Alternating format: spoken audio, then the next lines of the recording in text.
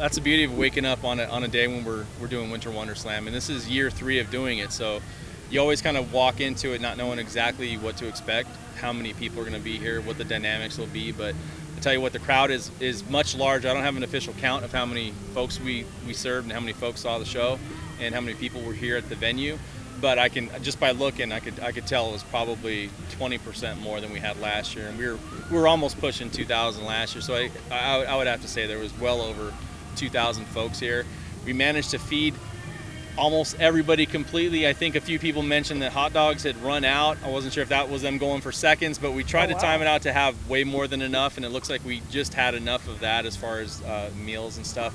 But every kid right now, and they're doing it now, they're picking out their toys. We did have a ton of sponsors, and what this event's really all about is trying to, for one time in a community like ours, is to give something away and have something of what I think has immense value. Like looking back to when I was a kid, and some of the things that I remember the most were the free events that your mom and dad's work would do for the families, and let them go to Wet and Wild, let them go to a show for free, stuff like that when I was a kid. And I figured this is a good way to kind of do that in our community, to raise up enough money due to our local sponsors and people helping out the show, and just good old-fashioned elbow grease. I mean, I can't discount some of the folks that we had helping here set up today, hanging up signs, putting together the wrestling ring.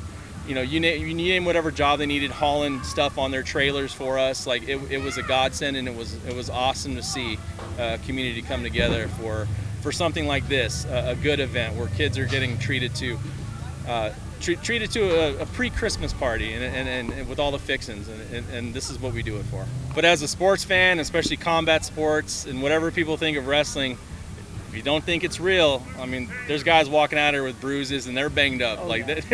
They got banged up today, and they did it all for the pleasure of people like us watching. So hopefully the adults my age, maybe younger kids, maybe even older than me, had a ball out here too.